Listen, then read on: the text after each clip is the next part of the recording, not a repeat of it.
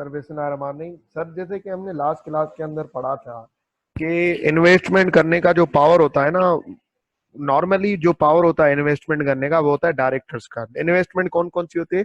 मैं कोई भी ऐसी एक्टिविटी करूं जिसके बदले में ना मुझे रिटर्न मिल रहा हो, कोई भी ऐसी एक्टिविटी करूं जिसके बदले में मुझे क्या मिल रहा हो सर, रिटर्न मिल रहा हो, ठीक है ना, उसको इन्वेस्टमेंट बोलते हैं। अगर मैं लोन दे रहा हूँ वो भी इन्वेस्टमेंट है, मैं शेयर ले रहा हूँ सर उसके बदले में मुझे डिविडेंड मिलेगा वो इन्वेस्टमेंट है, मैं प्रेफरेंस शेयर ले रहा हूँ, ठीक है ना, मैं कोई एडवांसेस दे रहा हूँ उसके बदले में मुझे इंटरेस्ट मिलेगा या कोई भी एक्टिविटी मिलेगी।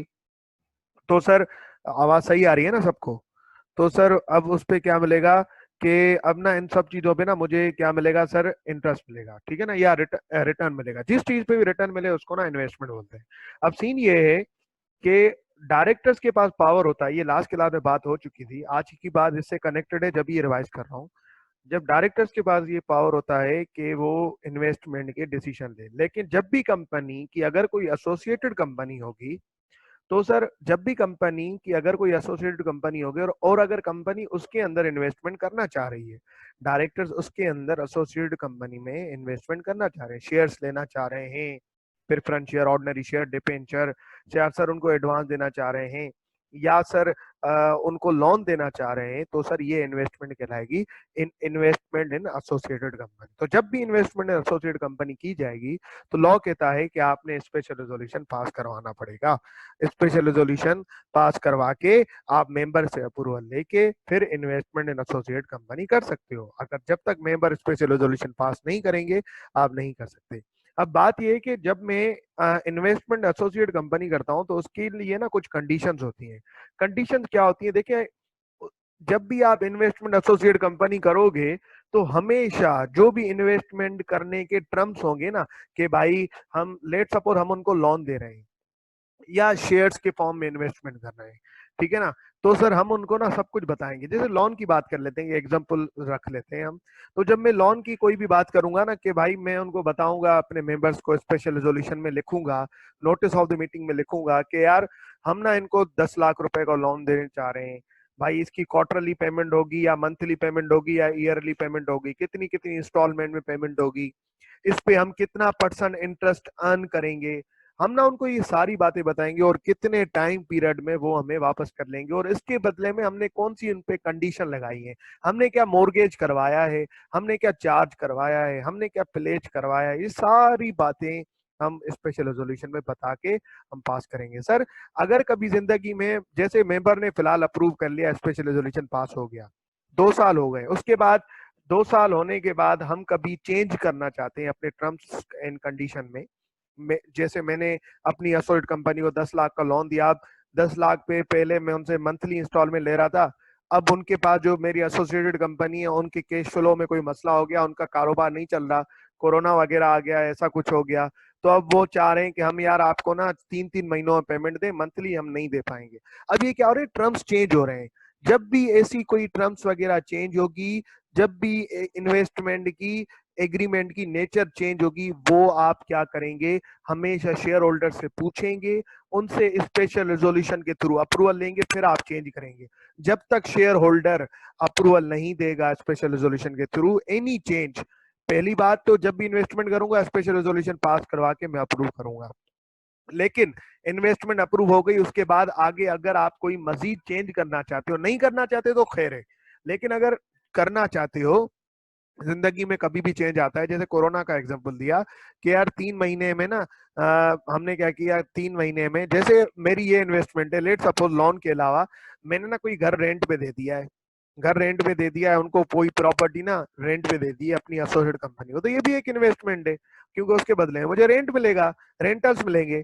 तो सर इसके लिए स्पेशल रेजोल्यूशन पास करवाना पड़ेगा। अब हुआ क्या, अल्लाह खैर करे, 2 साल बाद कोरोना आ गया, ठीक है ना, अब उन्होंने बोला कि यार हम आपको मंथली पैसे नहीं दे सकेंगे, हम 3-4 महीने 3-3 महीने करके ना पैसे देंगे, ठीक है ना, ये 6 महीने तक चलने दो, फिर जब हमारे हालात स्टेब्लिश हो जाएंगे, हालात कारोबार सही हो जाएगा, फिर उसके बाद ले लेना हमसे पैसे। अब ये ना टर्म्स चेंज हो रहे हैं, जब भी इस तरीके से टर्म्स में अमेंडमेंट आएगी, मॉडिफिकेशन आएगी, तो हमें मेंबर से पूछना पड़ेगा, ठीक है, एक चीज ये होगी।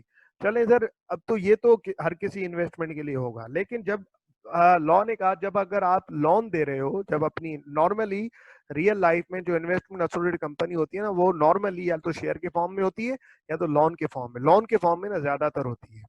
एक एसोसिएटेड कंपनी की दूसरी एसोसिएटेड कंपनी जो हेल्प कर रही होती है, लोन देके नॉर्मली कर रही होती है। आप जब ऑडिट में जाएंगे तो ये रियल लाइफ में देख लेंगे। तो लॉ ने बोला, आप देखो, बात ये है कि अगर तुम अपनी एसोसिएटेड कंपनी को लोन दे रहे हो तो हमेशा एग्रीमेंट रिटन फॉर्म में होगा। दूसरी चीज, आप जो उसको लोन दोगे ना, वो आपके बोरिंग रेट से कम नहीं होगा। बोरिंग रेट जितना भले होगा, उससे ज्यादा होने चाहिए पर उससे कम नहीं होने चाहिए। सर ये बोरिंग रेट क्या? बेटा बोरिंग रेट का मतलब कि अगर मैं उस दिन, पर्टिकुलर दिन, जिस दिन मैं बैंक के पास, जिस दिन मैं अपनी एसोसिएट कंपनी को लोन दे रहा हूं, अगर मैं बैंक के पास खुद जाऊं, अगर मैं बैंक के पास खुद जाऊं, मैं जाके लोन लूं 10 लाख रुपए का, सिमिलर अमाउंट का, तो मुझे कितने परसेंट इंटरेस्ट पे मिलेगा? मतलब जितने परसेंट पे मुझे खुद लोन बारो करना पड़ेगा, जितने परसेंट पे मुझे खुद लोन बारो करना पड़ेगा बैंक से, जितने इंटरेस्ट पे मुझे खुद को मिलेगा, जितने इंटरेस्ट पे मुझसे बैंक चार्ज करेगा, इसको बोलते हैं बोरिंग रेट। तो हमेशा जब आप अगर अपनी एसोसिएट कंपनी को लोन दे रहे हैं, तो उसका जो इंटरेस्ट होना चाहिए ना, वो बोरिंग रेट से कम नहीं होना चाहिए। एटलीस्ट बोरिंग रेट होना चाहिए कि अगर मैं खुद ये लोन लेता तो मुझे कितने में मिलता। ठीक है ना? इससे ज्यादा भले हो, लेकिन इससे कम नहीं होना चाहिए। ठीक है ना? सर ये बात है इसके अंदर। दूसरी चीज, जब आप बात ये है कि अब कुछ ऐसी कंपनीज हैं जैसे कि जिन पे ना कमीशन ने, security exchange commission of Pakistan ने, जैसे प्राइवेट कंपनीज है, प्राइवेट कंपनीज में ना ये स्पेशल रेजोल्यूशन वाली बात नहीं रखी है कि यार उनको ना स्पेशल रेजोल्यूशन पास करवाने की जरूरत नहीं है। प्राइवेट कंपनी के लिए लॉ ने स्पेशल रेजोल्यूशन पास करवाने की कंडीशन नहीं रखी है। क्यों नहीं रखी? क्योंकि प्राइवेट कंपनी के मेंबर्स ही मतलब एक फैमिली की तरह होते हैं। 10-15 मेंबर्स होते हैं, उन्हीं में से 4-5 डायरेक्टर बन जाते हैं। तो उनको ना, वो खुद ही मेंबर होते हैं, वो खुद ही डायरेक्टर होते हैं। तो जो छोटी कंपनीज है, जो प्राइवेट कंपनी है ना, उनके लिए लॉ ने ना इन्वेस्टमेंट करने वाली, ये जो ऊपर हम पढ़ के आए, ये जो ऊपर पढ़ के आए, इन्वेस्टमेंट अगर एसोसिएटेड कंपनी में करना है तो स्पेशल रेजोल्यूशन पास करवाना पड़ेगा। लेकिन प्राइवेट कंपनी ना इसके अंदर ऐसे कवर नहीं है। प्राइवेट कंपनी जब भी इन्वेस्टमेंट एसोसिएट कंपनी करेगी तो डायरेक्ट स्पेशल रेजोल्यूशन पास कराना नहीं पड़ेगा। डायरेक्टर के पास पावर है, वो खुद से कर सकते हैं, वो खुद से कर सकते हैं। तो ये बातें सर इसके अंदर थी। तो आप यहां से लेके यहां तक रीड करें सर, यहां से लेके यहां तक आप रीड करें और फिर मुझे बताएं तो हम क्या करें, फिर आगे बढ़े हम। ठीक है? मुझे बताएं तो फिर हम आगे बढ़े। चलें सर, अब एक स्टेप आगे बढ़ते हैं। अब हम कवर करते हैं investment. Investment must be kept in the name of the company. ठीक है? अब देखो, हमारे टॉपिक का नाम क्या है? हमारे टॉपिक का नाम है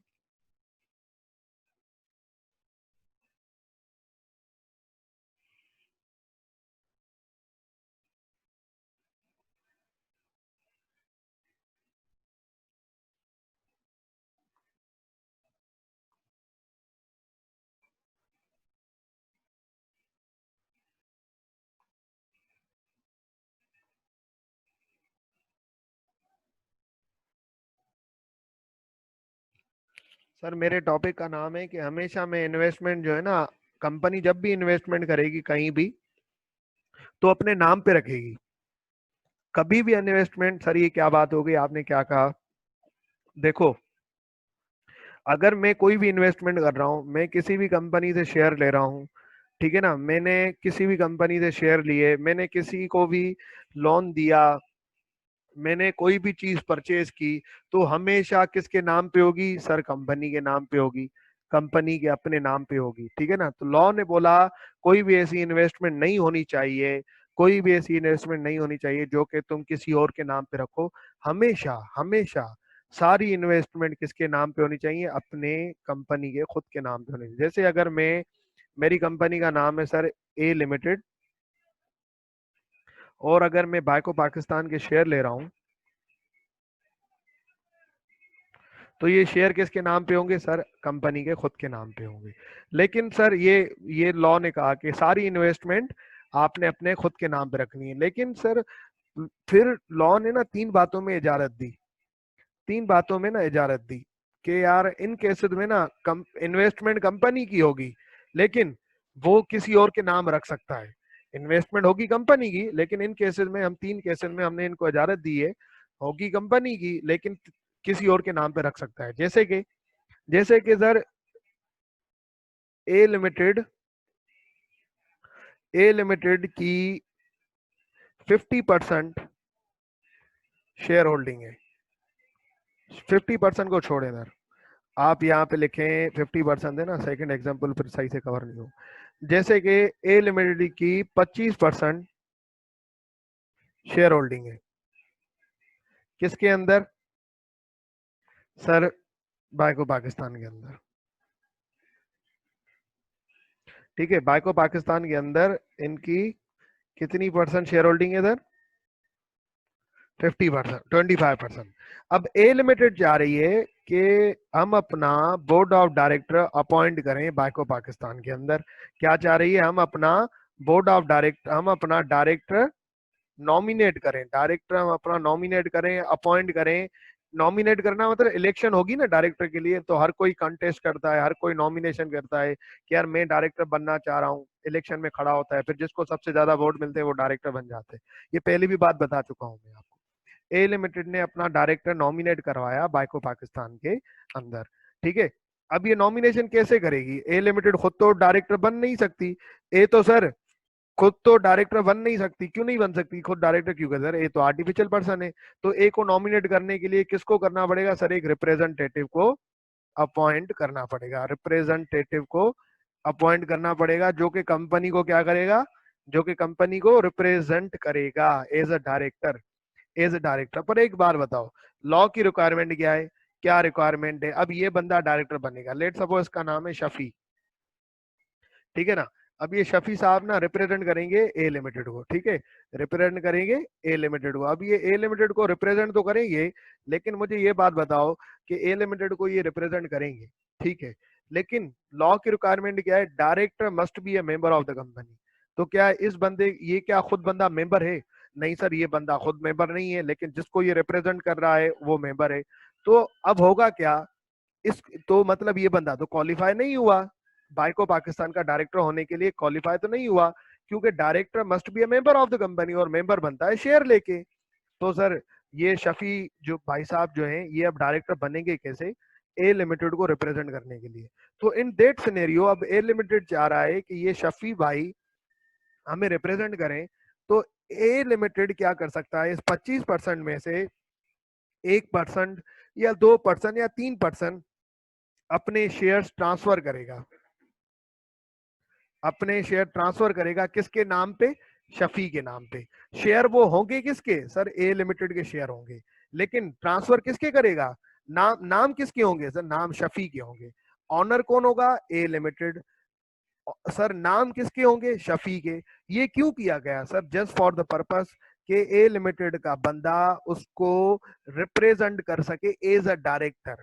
मीटिंग में रिप्रेजेंट करने के लिए शेयर की जरूरत नहीं है, शेयर ट्रांसफर करने की जरूरत नहीं है, मीटिंग में रिप्रेजेंट करने के लिए शेयर ट्रांसफर करने की जरूरत नहीं है। क्यों, क्योंकि मीटिंग अटेंड करने के लिए मेंबर होना जरूरी नहीं है, ठीक है ना।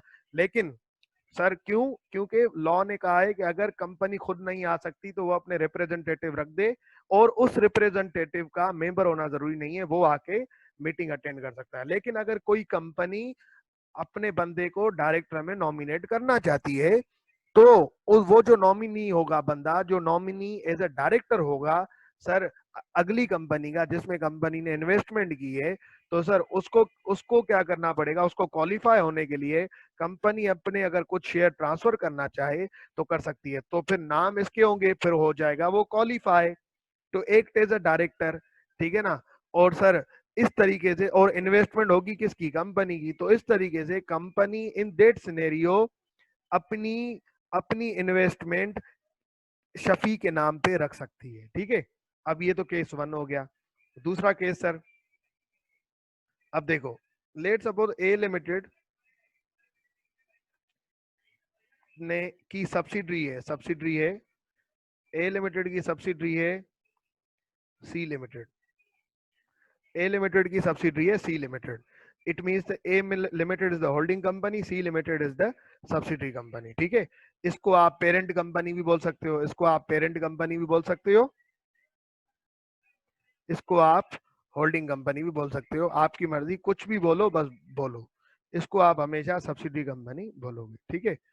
अब सीन ये है कि सर के अब लॉ की तरफ से ना एक लिमिट है, लॉ की तरफ से एक लिमिट है कि यार मतलब हमेशा ना, हमेशा आपके कम से कम मिनिमम नंबर ऑफ मेंबर इतने होने चाहिए। वो आपके कोर्स का पार्ट नहीं है, लेकिन मैं वैसे ही आपको बता। सर ये दूसरा केस जो था ना वो ये था कि ए लिमिटेड जो है, ये इसने, ये ए लिमिटेड पेरेंट कंपनी है, होल्डिंग कंपनी है किसकी, सी लिमिटेड की। इट मींस ए लिमिटेड ने 50% से ज्यादा शेयर्स ले लिए होंगे, या it is the power to elect and appoint majority of board of directors या composition of board of directors of C limited. तो सी लिमिटेड सब्सिडरी है किसकी, ए लिमिटेड की, और A limited is the parent and holding company of, parent बोलो holding बोलो, दोनों बातें हो सकती हैं, ठीक है। तो अब होता क्या है, लॉ की एक रिक्वायरमेंट है कि कंपनी को ना, जैसे मिनिमम नंबर ऑफ डायरेक्टर है, लेट सपोज ये प्राइवेट कंपनी है, लेट सपोज एग्जांपल दे रहा हूं मैं कि प्राइवेट कंपनी है, और इसके ना कम से कम मेंबर कितने होने चाहिए, कम से कम डायरेक्टर कितने होने चाहिए, मिनिमम नंबर ऑफ डायरेक्टर सब 2 होने चाहिए, ठीक है। इसी तरीके से ये क्या होने चाहिए, डायरेक्टर्स, मिनिमम डायरेक्टर्स। उसी तरीके से सर लॉ ने ना एक मिनिमम नंबर ऑफ मेंबर्स की भी लिमिट रखी, मिनिमम नंबर ऑफ मेंबर्स की भी लिमिट रखी, ठीक है। तो मिनिमम नंबर ऑफ मेंबर्स भी ना सर लॉ ने बोला कि हर कंपनी के ना, प्राइवेट कंपनी के इतने होने चाहिए। लेट सपोज सर कितने होने चाहिए सर, 10। भाई आपके ना मेंबर या 4 होने चाहिए या 10 होने चाहिए, मैं फिलहाल ना इसको 10 कर लेता हूँ। कम से कम ना ये 10 होने चाहिए, इससे 10 होंगे तो मतलब आप कंपनी लॉ की ब्रीच कर रहे हो, खिलाफवर्जी कर रहे हो, आप कंपनी नहीं चला सकते, आपको पेनल्टी लग जाएगी, ठीक है ना। तो इनको ना एट एनी टाइम, ये एक एग्जांपल दिया है मैंने कि 10 होने चाहिए, लेकिन एक लिमिट होती है जरूर, ठीक है। ये आपके कोर्स का पार्ट नहीं है, जब भी लिमिट नहीं बता रहा मैं। अब हुआ क्या, सी लिमिटेड के अचानक से सर मेंबर वैसे थे 13, अचानक से सर 4 मेंबर छोड़ के चले गए, या 4 मेंबर का एक्सीडेंट हो गया, उनकी डेथ हो गई।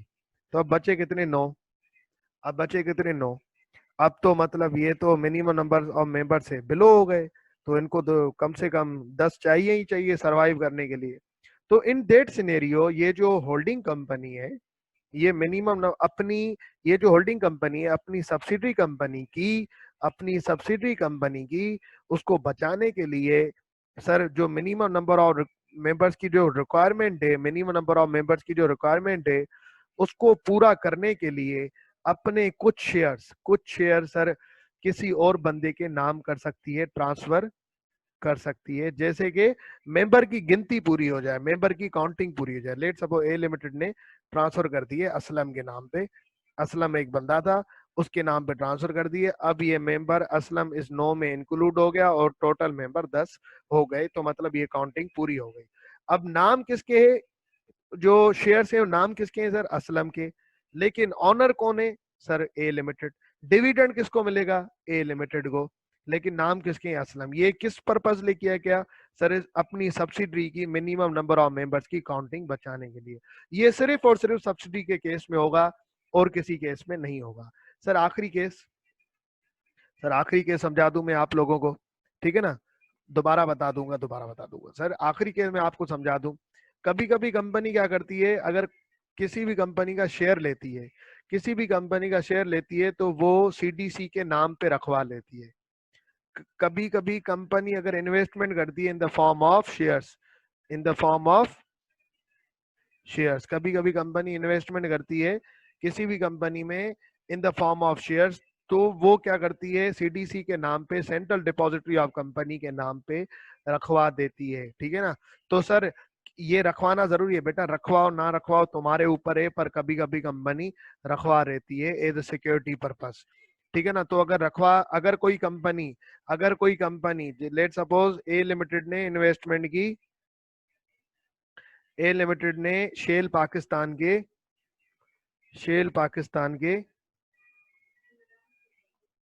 शेयर्स खरीदे कितने सर, 5 लेट सपोज 400 शेयर्स खरीदे, 400 शेयर्स खरीदे।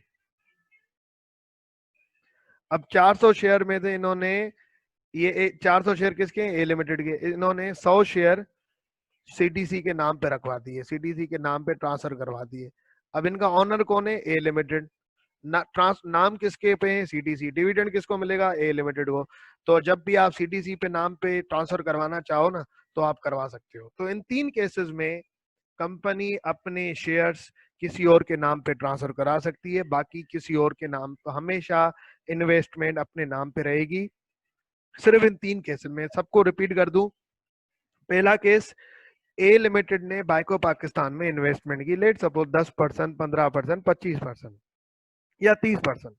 अब या सर 50%, 60%, जितना आप कर समझे सर उतनी की। अब ए लिमिटेड ना अपना डायरेक्टर अपॉइंट करना चाह रही है बाइको पाकिस्तान के अंदर। तो अब खुद तो बन नहीं सकती डायरेक्टर, उसको रिप्रेजेंटेटिव रखना पड़ेगा, क्योंकि वो आर्टिफिशियल पर्सन है। उसको कोई बंदा चाहिए जो उसको रिप्रेजेंट करे। तो वो क्या करेगी? अब वो बंदा क्वालिफाई होना जरूरी है टू बिकम अ डायरेक्टर, क्योंकि for being a director, for to become a director you must be a member of the company. तो मेंबर होने के लिए ए लिमिटेड क्या करेगी? उसको मेंबर बनाने के लिए अपने कुछ परसेंट शेयर्स, कुछ एक ही शेयर अपने रिप्रेजेंटेटिव पे क्या करेगी? ट्रांसफर करेगी, जैसे वो क्वालिफाई हो जाए डायरेक्टर बनने के लिए। लेकिन शेयर ट्रांसफर तो उस बंदे के नाम पे हो जाएंगे, लेकिन ऑनर कौन होगा? कंपनी खुद होगी। इस केस में कंपनी अपने इन्वेस्टमेंट कंपनी होगी, लेकिन शेयर किसी और के नाम पे रख सकती है, वरना हमेशा इन्वेस्टमेंट जो भी करेगी वो उसके अपने नाम पे होगी। दूसरा case, let suppose A limited is the holding company of C limited. A limited parent company है या होल्डिंग कंपनी है, C limited the subsidy company. तो हर कंपनी पे ना, जैसे मिनिमम नंबर ऑफ डायरेक्टर्स की लिमिट होती है ना, कि आपको मिनिमम नंबर ऑफ डायरेक्टर कम से कम इतने होने चाहिए, वैसे ही मिनिमम नंबर ऑफ मेंबर की भी लिमिट होती है। लेट सपोज सर सी लिमिटेड एक प्राइवेट कंपनी है, वो उसके मिनिमम नंबर ऑफ मेंबर जो है कम से कम 10 है। ठीक है ना, 10 होने चाहिए। लॉ ने बोला कम से कम तुम्हारे मिनिमम नंबर ऑफ 10 होने चाहिए। ये 10 कोई लॉ का नंबर नहीं है, मैंने फॉर सपोज एग्जांपल के लिए लिया है, एग्जांपल पे लिया है, इलस्ट्रेशन के बेस पे लिया है।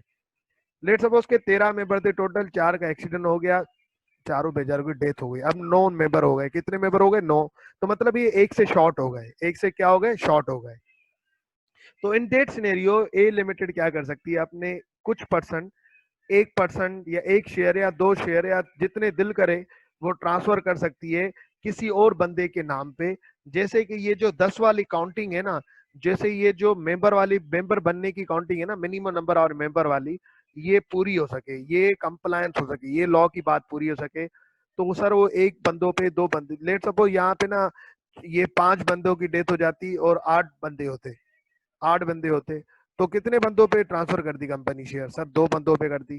क्यों? क्योंकि ये लिमिट तो पूरी हो ना, इस वजह से। तो इन दैट सिनेरियो, अगर मेरी सब्सिडरी कंपनी के नंबर ऑफ मेंबर्स कम हो गए हैं प्रिस्क्राइब लिमिट से, जो कि लॉ ने बताई है, तो उस केस में हम अपने शेयर्स किसी और के नाम पे रख सकते हैं अपनी सब्सिडी को बचाने के लिए।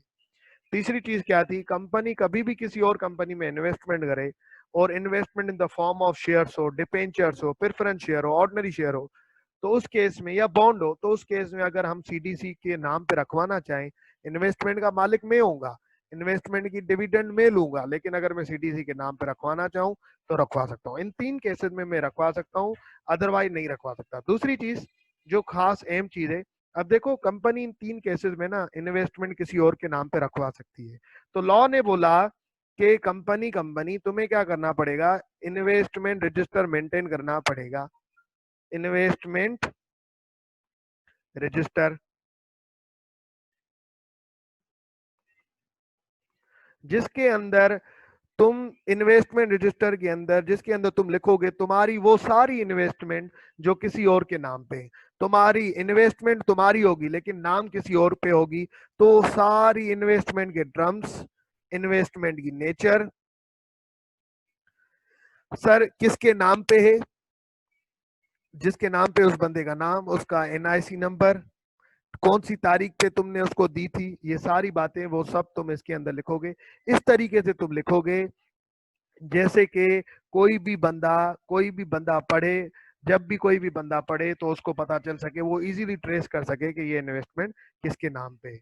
दूसरी चीज, ये जो इन्वेस्टमेंट रजिस्टर होता है ना, ये मेंबर्स के लिए ओपन होता है, मेंबर्स के लिए ओपन होता है।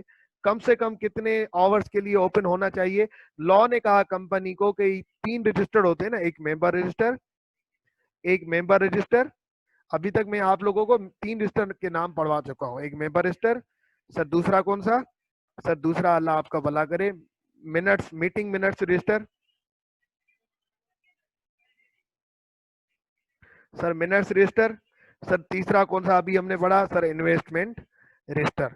इन तीनों के लिए हमने क्या पढ़ा कि लॉ ने ना ये मेंटेन करने, हर कंपनी ने ये मेंटेन करने। मेंबर रजिस्टर के अंदर क्या होता है, मेंबर्स के नाम होते हैं, मेरी कंपनी के मेंबर कौन कौन है।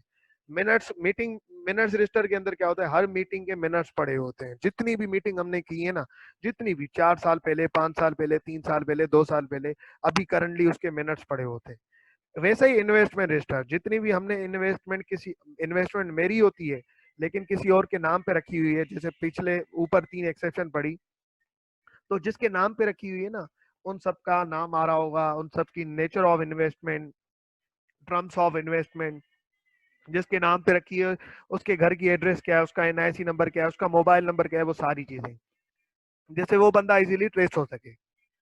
तो सर ये तीनों जो रजिस्टर है ना, लॉ ने बोला कंपनी को कि एटलीस्ट 2 आवर खुले होने चाहिए, at least 2 hours business hours, at least 2 hours business hours open होने चाहिए मेंबर की इंस्पेक्शन के लिए, कि मेंबर ऑफ द कंपनी जब भी आए तो उसको आप बताओ कि आप कितने आवर्स खोलते हो, 3 आवर खोलते हो, 4 आवर, 5 आवर, लेकिन कम से कम 2 आवर खोलोगे। 1.5 घंटा नहीं खोल सकते, 1 घंटा नहीं खोल सकते, 1 घंटा 50 मिनट नहीं खोल सकते, कम से कम 2 घंटा खोलना है। अब वो हर कंपनी की अपनी मर्जी होती है, 9 से 11 खोले, 10 से 12 खोले, सर 11 से 1 खोले, उनकी मर्जी होती है किस टाइम में खोले। बिजनेस आवर्स में मेंबर जाके देख सकता है free of cost, free of cost, ठीक है ना, फ्री ऑफ कॉस्ट जाके। या कंपनी अगर कोई कंपनी अगर फी भी रखना चाहे ना तो रख सकती है, अगर कोई फी भी रखना चाहे तो रख सकती है, लेकिन मेंबर जाके खोल के देख सकता है। दूसरी चीज, अब देखना यहाँ पे ना एग्जामिनर आपको कंफ्यूज करेगा कि वो मेंबर में, एग्जामिनर आपको कहेगा कि वो मेंबर खोल सकता है जो कि जिसकी 10% शेयर होल्डिंग हो। नहीं भाई, ऐसी कोई बात नहीं है। एग्जामिनर आपको बोलेगा कि यार वैसे तो लॉ में हमने पढ़ा है कि 10% शेयर होल्डिंग होनी चाहिए इन रजिस्टर को देखने के लिए, वो मेंबर देख सकता है जिसकी ना 10% कम से कम शेयर होल्डिंग हो। तो ऐसी कोई बात नहीं है, जिसके बाद एक शेयर भी होगा ना वो भी आके बिजनेस आवर्स में इन तीनों रजिस्टर को खोल के देख सकता है। क्या सर इनकी कॉपी ले सकता है? बेटा कॉपी लेने के लिए फिर फी भी आपको इंक्लूड करनी पड़ेगी, फिर आपको जो उन्होंने फी रखी हुई है वो आपको भरनी पड़ेगी। यहाँ से लेके हम पढ़ेंगे, ये पूरा पढ़ेंगे हम, ठीक है ना। और सर ये भी हम पढ़ेंगे, ये इलस्ट्रेशन भी पढ़ेंगे, हम यहाँ तक पढ़ेंगे, ये हम यहाँ तक पढ़ेंगे। और उसके अलावा ये पढ़ेंगे, उसके बाद हम ये भी पढ़ेंगे इंस्पेक्शन ऑफ रजिस्टर, ठीक है ना। ये पूरा हम पढ़ेंगे, यहाँ तक पढ़ें तो फिर हम आगे बढ़ते हैं, ठीक है ना। इस चैप्टर को खत्म करें, जान छुड़ाएं हम। सर अगर किसी मेंबर को कॉपी चाहिए इन्वेस्टमेंट रजिस्टर की, तो मेंबर ने लेट सपोज रिक्वेस्ट की 1 अप्रैल को, 1 अप्रैल को रिक्वेस्ट की, मुझे ना इन्वेस्टमेंट रजिस्टर की कॉपी चाहिए, सर्टिफाइड कॉपी जो साइन की हुई हो। तो कंपनी की जिम्मेदारी है with in 7 days, with in 7 days of request, with in 7 days of request आपने क्या करना है, वो कॉपी डिलीवर कर देनी है, वो कॉपी डिलीवर कर देनी है किसको, मेंबर जिसने रिक्वेस्ट की है। आप उससे फी लेना चाहो तो ले सकते हो जो आपने रखी हुई है, ठीक। चले सर अब एक स्टेप आगे बढ़ते। अब देखो, शेयर जब मैं परचेज करता हूँ ना ऑर्डिनरी शेयर, तो बदले में मुझे मिलता है डिविडेंड, ठीक है ना। अब डिविडेंड जो मिलता है ना उसके लिए आज हम पढ़ेंगे, ठीक है। सबसे पहले तो डिविडेंड होता क्या है, ठीक है ना। डिविडेंड का पावर डिक्लेयर करने का किसके पास होगा, ये सारी बातें हमने कर चुके हैं, सिर्फ हम रीडिंग करेंगे। डिविडेंड हमेशा एनुअल जनरल मीटिंग में दिया जाएगा। डिविडेंड अप्रूव कौन करेगा, मेंबर्स। डिक्लेयर कौन करेंगे, डायरेक्टर्स। मेंबर उसको बढ़ा मेंबर उसको बढ़ा नहीं सकता, सर डिक्रीज कर सकता है। जैसे अगर डायरेक्टर ने 10 रुपए डिविडेंड पर शेयर डिक्लेयर किया, तो मेंबर कह सकते हैं हमें 8 रुपए दो। ये क्यों कहते हैं, क्योंकि 2 रुपए आप, हम मेंबर सोच रहे हैं यार 2 रुपए अपने पास रख लो रिजर्व करके, आगे कंपनी कोई नया प्रोजेक्ट करेगी तो उसके अंदर काम आ जाएंगे। या मेंबर कह सकते हैं चलो ठीक है 10 रुपए भी दे दो हमें, मेंबर अप्रूव कर सकता है। मेंबर ये भी कह सकता है कि भाई इसको कम कर लो, मेंबर उसको रिड्यूस कर सकता है। मेंबर को अगर कभी कभी डायरेक्टर की बात समझ में नहीं आ रही तो मेंबर उसको रिजेक्ट कर सकता है, भाई हमें नहीं चाहिए डिविडेंड, ये तुम अपने पास रखो, हम इससे खुश नहीं है। तो मेंबर तीन चीजें कर सकता है, या रिड्यूस कर सकता है, या अप्रूव कर सकता है, या रिजेक्ट कर सकता है। पर कभी मेंबर ये नहीं कह सकता कि नहीं हम 12 रुपए, हमें 12 रुपए चाहिए, हम 12 रुपए लेंगे। ये नहीं कर सकता, ये डायरेक्टर की मर्जी है, उनको जितना भी दे। ठीक है ना। दूसरी चीज, डिविडेंड जो होता है ना वो कैश फॉर्म में भी मिल रहा होता है या बैंक के फॉर्म में मिल रहा होता है, जैसे आप लेना चाहें उस तरीके से आपको मिल जाता है।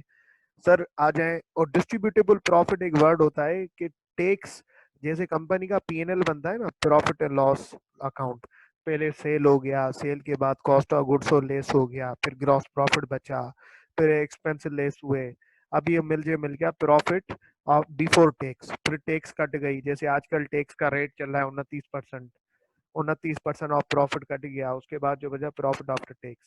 अब अगर ये ना डिस्ट्रीब्यूटेबल प्रॉफिट है, ये क्या है, डिस्ट्रीब्यूटेबल प्रॉफिट। अब इसमें डायरेक्टर की मर्जी है, ये जो प्रॉफिट आया है इसका, इसके अंदर 20% रिजर्व करके 80% बांट देते हैं तो उनकी मर्जी, या अगर पूरा का पूरा प्रॉफिट आफ्टर टैक्स बांटना चाहते हैं तो उनकी मर्जी। इसको बोलते हैं डिस्ट्रीब्यूटेबल प्रॉफिट। तो आ जाए इसको ना रीड कर लेते हैं हम। डिविडेंड की मीनिंग क्या है, dividend are payment made to share holder by company out of distributable profit, सही है। उसके बाद the dividend will be either in cash or in shares of listed company held by distributing company. अच्छा, कभी कभी company क्या करती है कैश में दे देती है, कभी कभी कंपनी क्या करती है डिविडेंड के बजाय वो कहती है डिविडेंड हम 10 रुपए पर शेयर दे रहे हैं ना, या 15 रुपए पर शेयर, तो हम 15 रुपए कैश नहीं दे रहे, हम क्या करते हैं 15 रुपए के ना शेयर्स दे देते हैं तुम लोगों को, या तो किसी और कंपनी के शेयर जो कंपनी ने ऑलरेडी इन्वेस्टमेंट करके रखी हुई थी अपने पास। अब किस, लेट सपोज कंपनी हमारी ए लिमिटेड, उसने इन्वेस्टमेंट की हुई है शेल पाकिस्तान के अंदर, और कंपनी ने शेयर परचेज, कंपनी ने अब अपने मेंबर्स को ना डिविडेंड देने जा रहे हैं 50 रुपए पर शेयर, 50 रुपए पर शेयर डिविडेंड देने जा रहे हैं।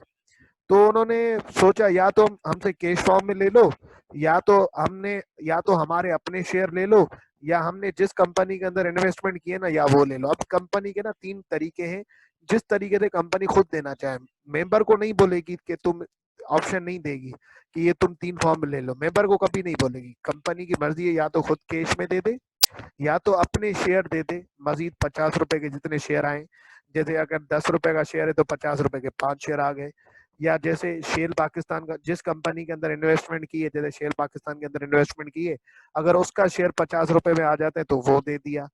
तो सर लेकिन शेयर होल्डर को क्या फायदा हुआ है, सर शेयर होल्डर अगर रखना चाहे तो उसको मजीद डिविडेंड मिलेगा, अगर उनको कैश के फॉर्म में कन्वर्ट करवाना चाहे तो मार्केट में जाके सेल कर दे। लेकिन शेयर हमेशा किसके दिए जाएंगे, अगर शेयर दे रही है तो शेयर हमेशा किसके दिए जाएंगे, लिस्टेड कंपनी के शेयर दिए जाएंगे, प्राइवेट कंपनी के नहीं दिए जाएंगे। क्यों सर प्राइवेट कंपनी, क्यों, क्योंकि प्राइवेट कंपनी के कैश में कन्वर्ट कैसे होंगे, प्राइवेट कंपनी के शेयर तो ट्रांसफर ही नहीं हो सकते, सही है ना, प्राइवेट कंपनी के शेयर तो ट्रांसफर ही नहीं हो सकते, तो हमेशा लिस्टेड कंपनी के शेयर दोगे। जैसे अगर वो कैश के फॉर्म में कन्वर्ट करवाना चाहे तो वो सर क्या होगा, सर वो क्या होगा, मार्केट में सेल करके कैश में कन्वर्ट करवा सकते हैं, रखना चाहे तो उनकी मर्जी। ठीक है ना। सर दूसरी चीज, ठीक है, दूसरी चीज यहाँ पे आ जाते हैं, the power to declare dividend should be specified in company's articles of association. Dividend कौन डिक्लेयर करेगा, उसका पावर जो है आर्टिकल्स ऑफ एसोसिएशन में लिखा हुआ, नॉर्मली डायरेक्टर्स करते हैं। The articles should provide for the company to declare a dividend in general meeting by means of ordinary resolution or shareholder requiring a majority vote, and should specify the procedure for agreeing to a dividend of payment. Article of association में लिखा हुआ हो कि कौन सी meeting के अंदर dividend declare होगा, normally annual general meeting में होता है, और ऑर्डिनरी रिजोल्यूशन पास होगा जिसके अंदर मेंबर, जो डायरेक्टर ने डिक्लेयर किया है, मेंबर या तो उसको अप्रूव करवाएगा, या तो रिजेक्ट करेगा, या तो रिड्यूस करवा देगा। ठीक है। अब डिविडेंड के दो टाइप्स होते हैं, एक टाइप होता है फाइनल डिविडेंड, एक होता है इंटरिम डिविडेंड। अब कंपनी का ना एक साल होता है, ईयर एंड होता है कंपनी का, कंपनी का साल होता है, एक ईयर एंड होता है, accounting year and, financial year and, आपको पता है। जैसे कि लेट सपोज जनवरी 1 से लेके दिसंबर 31 तक कंपनी का एक साल है, तो December 31 will become the year end of the company. ठीक है, December 31 will become the year end of the company. Scene ये है कि कुछ कंपनी क्या करती है, दिसंबर 31 के बाद एनुअल जनरल मीटिंग करती है और साल में एक डिविडेंड दे रही होती है, साल में एक डिविडेंड दे रही होती है, जो कि 31 दिसंबर के बाद दिया जाता है एनुअल जनरल मीटिंग के अंदर। 12 साल की परफॉर्मेंस पे एक डिविडेंड दे दिया। कुछ कंपनीज की परफॉर्मेंस बहुत अच्छी होती है, कुछ कंपनी की परफॉर्मेंस बहुत अच्छी होती है, तो सर वो क्या करती है, मीटिंग एंड हो जाएगी तो दोबारा स्टार्ट कर लूंगा मैं, ठीक है। कुछ कुछ कंपनीज की परफॉर्मेंस बहुत अच्छी होती है, तो सर वो क्या करती हैं, साल के ना बीच में डिविडेंड दे रही होती हैं। जो डिविडेंड साल के, जैसे एप्पल एप्पल क्या करती है, अपने क्वार्टरली अकाउंट्स बनाती है, 3 साल में 4 अकाउंट्स, 3 3 महीने के अकाउंट बना रही होती है। कुछ कंपनी क्या करती है, 6 6 महीने के अकाउंट बना रही होती है, सेमी एनुअली, हाफ एनुअली। तो अगर उनकी परफॉर्मेंस बहुत अच्छी होती है तो वो सर वो क्वार्टरली डिविडेंड भी देते हैं, सर सेमी एनुअली डिविडेंड भी देते हैं। तो जो फाइनेंशियल ईयर एंड के अलावा जो डिविडेंड दिया जाए ना, जैसे 3 महीने के हमने अकाउंट बना लिए, हमने 6 महीने के, हमने 9 महीने के अकाउंट बना लिए और उसके अकाउंट्स बना लिए और उसके हमने उसका हमने डिविडेंड दे दिया, तो सर उसको इंटरिम डिविडेंड बोला जाता है। उसको क्या बोला जाता है, इंटरिम डिविडेंड, ठीक है ना। सर फाइनल डिविडेंड हमेशा कितने दिन में दिया जाएगा, सर एनुअल जनरल मीटिंग में फाइनल डिविडेंड हमेशा दिया जाता है, तो एनुअल जनरल मीटिंग के 30 दिन के अंदर, 30 दिन के अंदर फाइनल डिविडेंड दिया जाएगा। हमेशा final dividend annual general meeting में दिया जाता है, तो हमेशा 30 दिन के अंदर सर फाइनल डिविडेंड डिक्लेयर किया जाएगा। मीटिंग एंड हो जाएगी तो दोबारा आईडी दूंगा, फिर ज्वाइन कर लेना, ठीक है। ये यहाँ से लेके यहाँ तक पढ़ लें आप, ये नहीं पढ़ना, ये मैं पढ़ा रहा हूँ। ये फाइनल डिविडेंड यहाँ से लेके यहाँ तक रीड कर लें, तो मीटिंग में दोबारा से स्टार्ट कर लेता हूँ, ठीक है। दोबारा से स्टार्ट कर रहा हूँ, फिलहाल एंड कर रहा हूँ, दोबारा से स्टार्ट कर रहा हूँ, टाइम पूरा हो रहा है, फिर आप दोबारा से ज्वाइन कर लें, जब तक ये रीड कर लें फाइनल डिविडेंड। अब सर हम करेंगे interim dividend. Sir interim dividend क्या होता है, इंटरिम डिविडेंड में आप लोगों को बता चुका हूँ कि ये साल के ना आखिर में, साल के बीच में दिया जाता है। अगर किसी, ये जरूरी नहीं होता देना, अगर किसी कंपनी की परफॉर्मेंस अच्छी होती है, जैसे एप्पल की हो गई, तो 3 महीने के उन्होंने अकाउंट बना लिए, क्वार्टरली अकाउंट्स, ठीक है ना, जरूरी नहीं कि वो बनाए, 6 महीने के अकाउंट बना लिए, ठीक है, 6 महीने के अकाउंट बना लिए, तो सर अब इनकी अगर परफॉर्मेंस अच्छी है, परफॉर्मेंस अच्छी है तो प्रॉफिट अच्छा खासा आ गया है, तो वो डिविडेंड दे देते हैं 3 महीने के अकाउंट्स में, 6 महीने के फाइनेंशियल स्टेटमेंट बना के डिविडेंड दे देते हैं। तो फाइनल डिविडेंड के साथ साथ जो डिविडेंड दिया जाता है ना, उसको बोला जाता है इंटरिम डिविडेंड, ठीक है। सर अब बात ये है कि ये कितने टाइम में देना चाहिए। जैसे कि जो फाइनल डिविडेंड है वो हमेशा दिया जाता है, फाइनल डिविडेंड दिया जाता है with in 30 days of AGM, annual general meeting के 30 दिन के अंदर आपने फाइनल डिविडेंड दे देना है। एनुअल जनरल मीटिंग के 30 दिन के अंदर आपने फाइनल डिविडेंड दे देना है, ठीक है। ये कितने दिन में देना है, अब देखो लिस्टेड कंपनी का जो शेयर होता है ना, ये नॉर्मली इंटरिम डिविडेंड जो है ना, ये आपका लिस्टेड कंपनी दे रही होती है। अब लिस्टेड कंपनी के शेयर पे ट्रांसफर पे तो कोई मतलब रिस्ट्रिक्शन है नहीं, तो पाकिस्तान स्टॉक एक्सचेंज के अंदर आप जब भी देखेंगे ना, तो ये एक एक मिनट के अंदर, 10 10 मिनट के अंदर, सर 15 मिनट के अंदर, या रोज पता नहीं कितनी दफा एक शेयर ट्रांसफर हो रहा होता है। मैंने आपको सेल किया, आपने किसी और को किया, उसने पता नहीं किसी और को किया, फिर किसी और को, पता नहीं सर ट्रांसफर होता रहता है, कंपनी को पता ही नहीं चलता कि अब मेरा शेयर करंटली किसके पास है। तो कंपनी क्या करती है, सर बीच में ना नोटिस देके स्टॉक एक्सचेंज को नोटिस देती है, स्टॉक एक्सचेंज को नोटिस देती है और सर शेयर की ट्रांसफर कुछ दिन के लिए रोक देती है, शेयर की ट्रांसफर कुछ दिन के लिए रोक देती है, स्टॉप कर लेती है सर, रोक लेती है, शेयर की ट्रांसफर कुछ दिन के लिए रोक देती है। जैसे अब मेरा शेयर कोई ट्रांसफर नहीं करेगा, कुछ दिन के लिए, तो 5 दिन के लिए रोक दिया, 5 डेज, 2 डेज, 15 डेज, ये कंपनी की मर्जी होती है कितने दिन के लिए वो रोक सकती है। अब होगा क्या, जिस दिन मैंने नोटिस दिया स्टॉक एक्सचेंज को और ये शेयर की ट्रांसफर रुकवा दी, तो सर ये जो दिन होगा ना, ये दिन होगा बुक क्लोजर डेट। ये कौन सा दिन होगा, बुक क्लोजर डेट, इसको बोला जाएगा बुक क्लोजर डेट। मतलब जिस दिन मैंने नोटिस देके, इसका मतलब बुक क्लोजर डेट मतलब जिस दिन मैंने नोटिस देके अपने शेयर की ट्रांसफर रोक दी, जिस दिन पब्लिक लिस्टेड कंपनी ने नोटिस देके अपने शेयर की ट्रांसफर रोक दी। इससे क्या होगा, अब मेरे शेयर की ट्रांसफर रुक जाएगी, तो अब मुझे पता चल जाएगा, अब कोई बंदा शेयर ट्रांसफर नहीं कर सकता। तो उस वक्त जिसके हाथ में शेयर होगा, मुझे पता चल जाएगा, कंपनी को पता चल जाएगा कि उसका मेंबर कौन है। फिर कंपनी उनको नोटिस सेंड करेगी। और सर नोटिस सेंड करके उनको क्या करेगी sir, within 30 days within 30 days of what, book closure date, within 30 days of what, book closure date उनको डिविडेंड दे देगी। ठीक है ना। फिर ये शेयर ट्रांसफर जैसे पता चल जाता है हमारे मेंबर कौन कौन थे at the time of book closure, फिर ये बोलते हैं हाँ भाई अब तुम भले ट्रांसफर करना। हमें पता चल गया हमारे मेंबर कौन कौन थे at the time of book closure. ठीक है ना सर। फिर भले तुम ट्रांसफर खोल देती है, फिर ट्रांसफर करना लोग स्टार्ट कर देते हैं। फिर जिसका नसीब, जिसके हाथ में शेयर था, उसको डिविडेंड मिल जाएगा। तो within 30 days of book closure of date company transfer करना स्टार्ट कर देती है, अपना डिविडेंड दे देती है। उसको दे देना चाहिए सर। बुक क्लोजर क्यों करती है कंपनी? क्योंकि लिस्टेड कंपनी के जो शेयर्स होते हैं ना, वो पाकिस्तान स्टॉक एक्सचेंज में आप जाएंगे तो 10-10 मिनट के अंदर, 15-15 मिनट के अंदर सेल होते हैं, परचेज होते हैं। लेट सपोज एक शेयर है, मैंने सैफ को ट्रांसफर किया, सैफ ने हमाद को किया, हमाद ने इबाद को किया, इबाद ने इब्तिशाम को किया। इस तरीके से ना वो ट्रांसफर होता रहेगा, कंपनी को पता ही नहीं चलेगा मेरे शेयर का ओनर कौन है। तो कंपनी पर्टिकुलर में नोटिस देके शेयर की ट्रांसफर रोक देती है। जिस दिन नोटिस दिया जाए उसको बोला जाता है बुक क्लोजर डेट, मतलब शेयर की ट्रांसफर रुक गई। अब वो बंदा जिसके हाथ में होगा वो शेयर ट्रांसफर नहीं कर सकता, कंपनी को पता चल जाएगा मेरा पेपर कौन है। सर उसके 30 दिन के अंदर उसको डिविडेंड दे देगी। इसको बोलते हैं बुक क्लोजर डेट। अब जो है ना आप ये वाला इंटरिम डिविडेंड वाला पढ़ ले, ये पूरा पढ़ ले मीटिंग तक। ठीक है, उसके बाद ये भी पूरा पढ़ ले, ये भी पूरा आप रीड कर ले। ठीक है, उसके बाद हम आगे पढ़ेंगे। चले सर, अब एक स्टेप आगे बढ़ते हैं, पेमेंट ऑफ डिविडेंड पे आते हैं।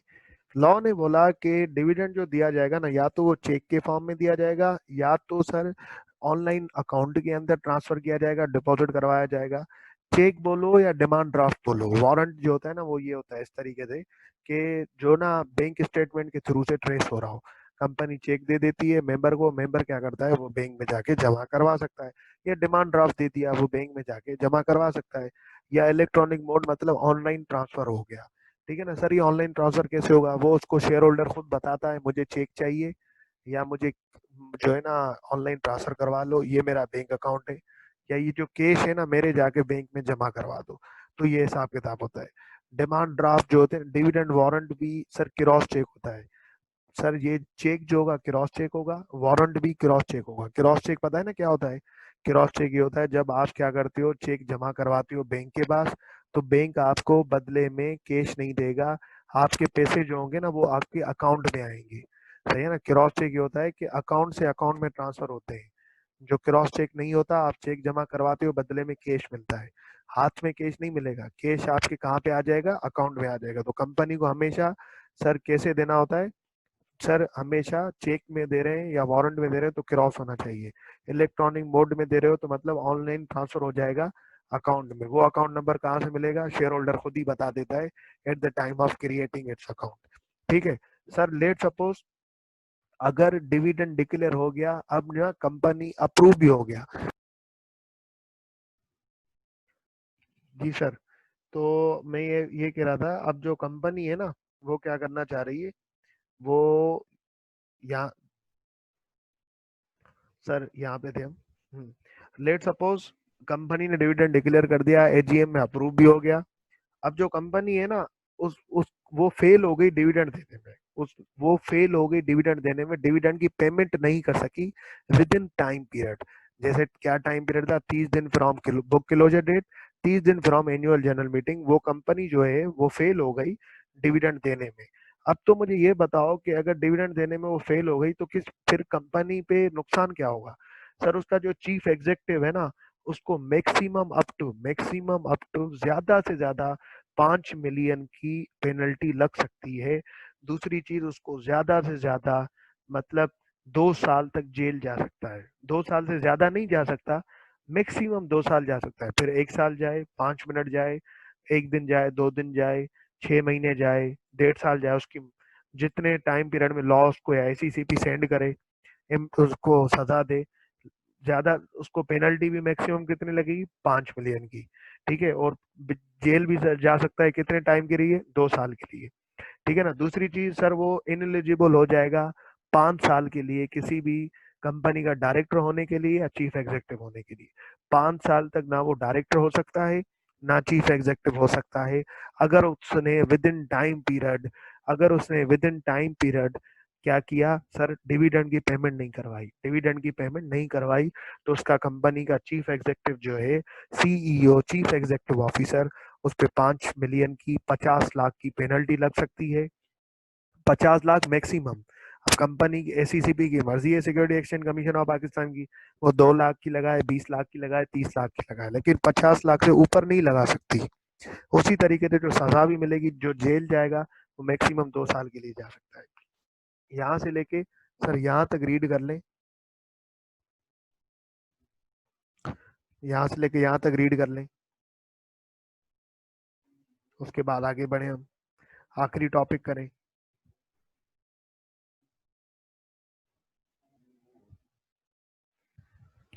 अब सर बात यह है कि वैसे डिविडेंड रोक देना, नहीं देने पे सीईओ को सजा होती है, ठीक है ना, लेकिन उससे पहले ना हियरिंग की जाती है। हियरिंग मतलब केस चल रहा होता है, सीईओ की सुनी जाती है, कंपनी की सुनी जाती है। लेकिन लॉ ने कहा 5 केसेस के अंदर आप कमीशन से अप्रूवल लेके, 45 डेज के अंदर, 45 days from declaration of dividend, 45 days from, जिस दिन आपने डिविडेंड डिक्लेयर किया ना, उसके 45 डेज तक आप अप्रूवल लेके 5 केसेस के अंदर आप डिविडेंड को रोक सकते हैं, फिर भले ना दें सर। पहले ना कमीशन को बताना पड़ेगा, उनसे अप्रूवल लेनी पड़ेगी। कितने दिन के अंदर, 45 days from declaration of dividend, 45 days from declaration of dividend, 45 days from declaration of dividend. आप जो है ना अप्रूवल लेके security exchange commission of Pakistan से फिर क्या कर सकते हैं, डिविडेंड को भले डिक्लेयर ना करें। सर वो 5 केसेस कौन से? सर मुल्क के अंदर जंग हो गई, मुल्क के अंदर लॉकडाउन हो गया कोरोना की वजह से, कंपनी ने डिविडेंड दे डिक्लेयर कर लिया था, वो दे नहीं पा रहे, क्योंकि किस तरीके से दें, सारे बैंक्स बंद हैं, सारे ऑफिस बंद हैं, किस तरीके से ट्रांसफर करें। अगर किसी शेयर होल्डर के कहने पे टीसीएस करना है हमने, चेक, तो वो किस तरीके से करें, तो ऑपरेशन ऑफ लॉ किए जाते, मुल्क के अंदर जंग हो गई, तो इन केसेस में ना आप भले ना दें, कोई इशू नहीं है, बाद में दे देना जब हालात सही हो जाए। दूसरी चीज, शेयर होल्डर ने ऐसी इंस्ट्रक्शन दी है जो कि फॉलो नहीं हो सकती, जैसे कि मुल्क के अंदर अभी लॉकडाउन थोड़ा सा खुल गया है, लेट सपोज टीसीएस नहीं चल रही, बाकी ऑनलाइन बैंकिंग खुल गई है, एक शेयर होल्डर ने बोला मेरे अकाउंट में ना ट्रांसफर नहीं करो, मुझे चेक टीसीएस करो, मुझे डिमांड ड्राफ्ट टीसीएस करो, मैं खुद ही ना अपने अकाउंट में जमा करवा दूंगा। अब टीसीएस तो हो नहीं सकता, अब शेयर होल्डर ने इंस्ट्रक्शन ही ऐसी दी है, वो फॉलो नहीं हो सकती, क्योंकि टीसीएस हो नहीं रहा। वैसे हो रहा है नॉर्मली, मैं आपको एग्जांपल दे रहा हूँ कि वैसे जब ये बाउंड्रीज बंद थी ना, सिटी तो सिटी ट्रेवल नहीं हो पाता था, बीच में ऐसा हो रहा था ना, तो उस वक्त शेयर होल्डर ने ऐसी इंस्ट्रक्शन दी कि मुझे टीसीएस करवा दो चेक, मैं खुद ही ट्रांसफर कर लूंगा। लेकिन जिस शेयर होल्डर ने कहा था मुझे ऑनलाइन ट्रांसफर करवा दो, हमने उसके बैंक में ऑनलाइन ट्रांसफर करवा लिए, लेकिन जिसने बोला था चेक टीसीएस करवा लो, अब उसकी इंस्ट्रक्शन पूरी नहीं हो सकती, उसने इंस्ट्रक्शन ही ऐसी कही है डिविडेंड देने के लिए जो कि हम फॉलो नहीं कर सकते। ठीक है ना। दूसरी चीज, शेयर होल्डर से हमारा फड्डा चल रहा है, डिविडेंड देने पे शेयर होल्डर से अगर हमारा फटा चल रहा है, तो इस बात में भी ना आप पहले रोक दो dividend.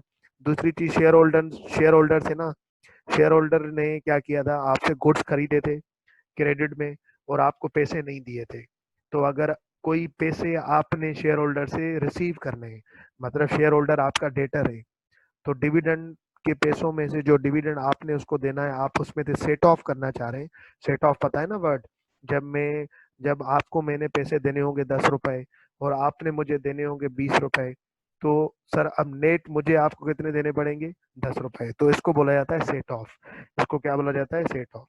In that case of set of, ठीक है ना, बिल्कुल sir, in that case of set of आप क्या कर सकते हो, आप ये कर सकते हो, अगर शेयर होल्डर से आपने कोई पैसे रिकवर करने थे और अब आपने उसको डिविडेंड देना है, तो इस तरीके में ना आप उसके पैसे रोक सकते हो।